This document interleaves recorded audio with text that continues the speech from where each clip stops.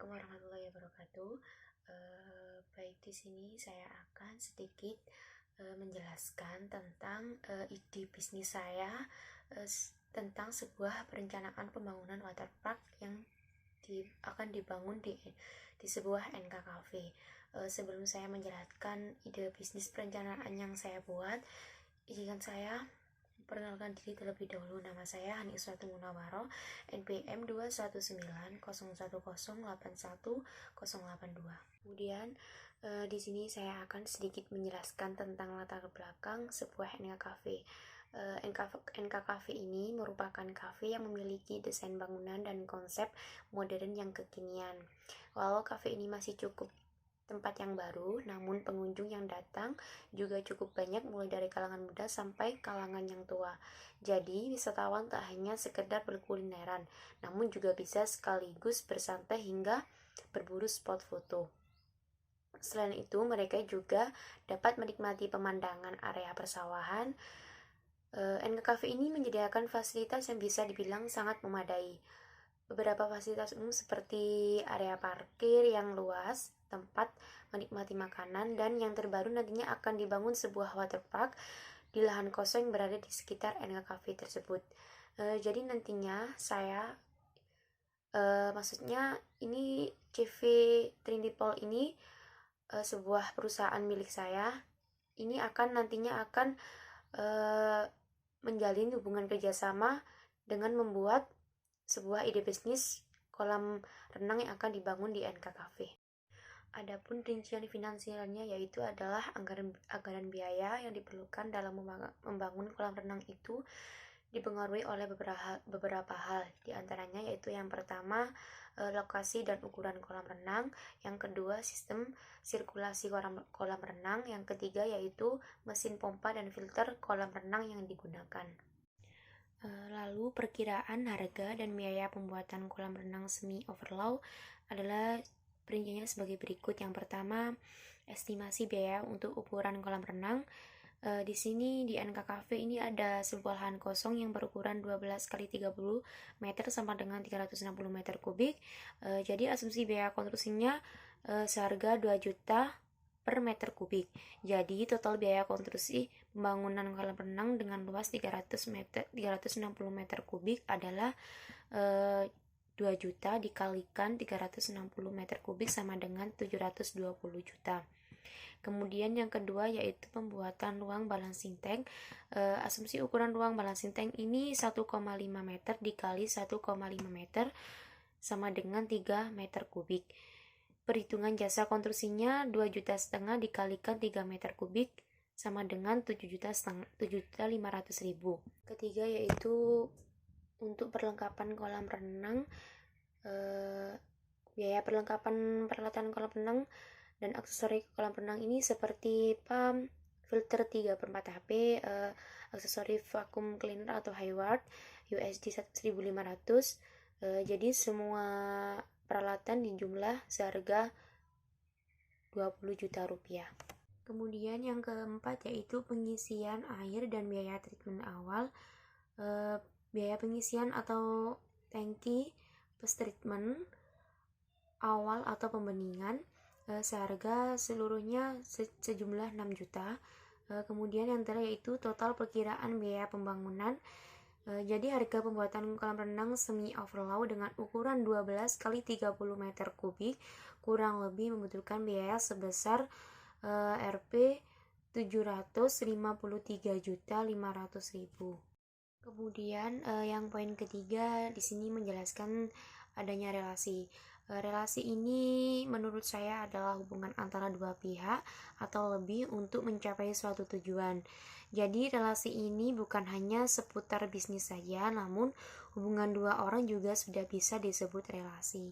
Lalu di sini ada beberapa jenis relasi untuk menjalin hubungan dengan NK Cafe. Di sini yang pertama saya mengambil relasi dengan kemitraan perusahaan. Dalam mengembangkan bisnis diperlukan relasi kemitraan dengan perusahaan lain. Relasi kemitraan ini penting karena usaha kecil biasanya masih kesulitan menemukan atau menjangkau pelanggan yang baru. Kemudian yang kedua yaitu relasi dengan orang ahli keuangan. relasi bisnis dalam hal keuangan dengan perencanaan atau penasihat keuangan sebagai pemilik usaha. Kita tentu ingin memahami masalah keuangan sebagai seorang pemilik usaha. Kita tentu ingin memahami masalah keuangan bisnis sejak awal. Dengan bantuan seorang ahli keuangan, kita bisa membuat keputusan keuangan yang baik terkait pendapatan usaha, pengeluaran, dan manajemen finansial. Yang ketiga yaitu relasi dengan mentor. Relasi bisnis lainnya yaitu dapat membantu kita mengembangkan usaha adalah memilih hubungan dengan mentor. Jadi kita harus memiliki mentor bisnis yang baik itu seorang pengusaha sukses atau rekan yang sudah lebih dulu berhasil dalam usahanya. Yang keempat yaitu relasi dengan pelanggan dan karyawan. Poin ini sangat penting dalam suatu bisnis karena karyawan adalah orang-orang yang membantu kita menjalankan usaha dan bersama-sama mewujudkan tujuan kita. Sementara pelanggan juga juga punya jasa memajukan usaha kita dengan kepercayaan mereka terhadap usaha kita yang kita tawarkan kepada mereka. Yang terakhir yaitu relasi dengan kompetitor.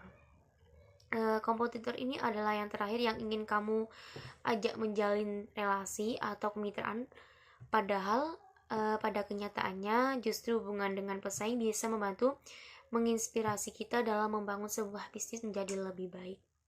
Kemudian poin yang keempat yaitu adalah branding atau promosi. Dengan branding atau promosi ini jadi kita bisa mempromosikan usaha kolam renang ini akan berjalan dengan lancar. Adapun beberapa cara yang saya akan lakukan nanti ketika mengadakan promosi atau branding. Yang pertama yaitu kita bisa melakukan promosi usaha kolam renang umum secara mulut ke mulut, pembagian brosur, pasang pamflet, pasang iklan di media cetak dan elektronik, memasang spanduk. Yang kedua yaitu bekerja sama dengan pihak sekolah guna untuk membawa siswa-siswinya ke kolam renang kita dalam rangka berwisata. Yang ketiga yaitu menyediakan fasilitas penyewaan alat-alat renang. Yang keempat melengkapi dengan fasilitas penjualan peralatan renang. Yang kelima yaitu tiket masuk harganya terjangkau. Yang terakhir yaitu mendesain bangunan kolam renang yang luas. Jadi nanti kita akan membangun sebuah kolam renang yang mempunyai fasilitas yang lengkap. Kemudian sistem pembagian hasil dengan NKKV. Sistem bagi hasil ini adalah sebuah bentuk perjanjian yang dilakukan oleh pengusaha dengan investor untuk mendapatkan laba atau keuntungan.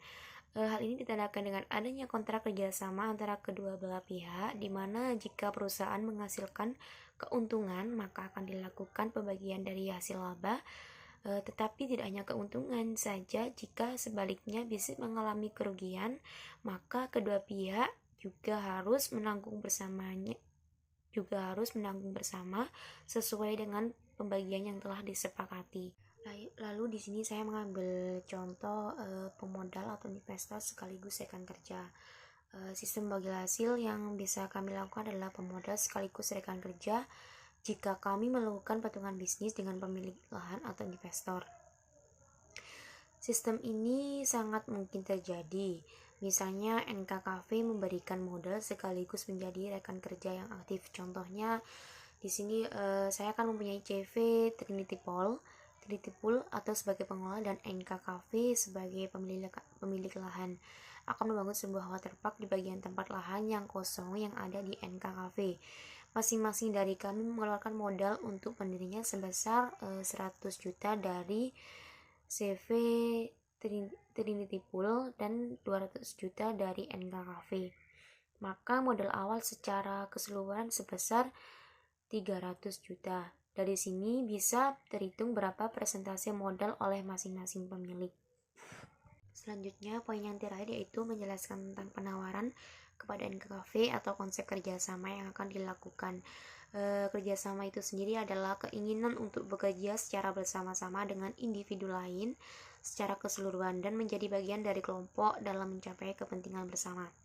Tujuan dari kerjasama itu sendiri adalah yang pertama melatih berpikir kritis dalam menyelesaikan masalah, yang kedua mengembangkan kemampuan bersosialisasi dan berkomunikasi, yang ketiga menumbuhkan rasa percaya diri dan yang terakhir yaitu saling memahami individu dalam kelompok. Berikut beberapa cara penawaran konsep kerjasama. perusahaan saya kepada NKKV, yaitu yang pertama membangun sebuah kepercayaan. Dalam membangun hubungan kerjasama, termasuk juga dalam bisnis, dibutuhkan kepercayaan antara satu sama lain. Tanpa rasa saling percaya, kerjasama akan sulit untuk dilakukan. Oleh karena itu, cara meyakinkan investor yang pertama ialah membangun kepercayaan. Yang kedua yaitu menunjukkan pengalaman. Cara meyakinkan kepada rekan kerja selanjutnya yakni dengan menunjukkan pengalaman kita pada mereka. Jadi tidak hanya mempresentasikan mengenai ide bisnis kita dan rencana kedepannya. Kita bisa bercerita mengenai pengalaman yang relevan untuk menunjukkan apa saja yang pernah kita tangani dan dipelajari. Yang ketiga yaitu menunjukkan sebuah motivasi.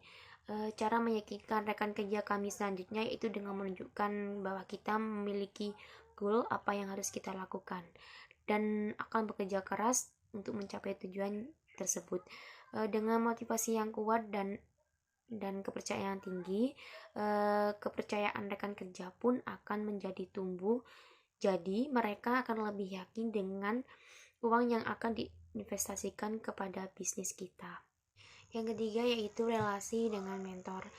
Relasi bisnis lainnya yaitu dapat membantu kita mengembangkan usaha adalah memilih hubungan dengan mentor. Jadi kita harus memiliki mentor bisnis yang baik itu seorang pengusaha sukses atau rekan yang sudah lebih dulu berhasil dalam usahanya. Yang keempat yaitu relasi dengan pelanggan dan karyawan. Poin ini sangat penting dalam suatu bisnis karena karyawan adalah orang-orang yang membantu kita menjalankan usaha dan bersama-sama mewujudkan tujuan kita. Sementara pelanggan juga bisa juga punya jasa memajukan usaha kita dengan kepercayaan mereka terhadap usaha kita yang kita tawarkan kepada mereka. Yang terakhir yaitu relasi dengan kompetitor.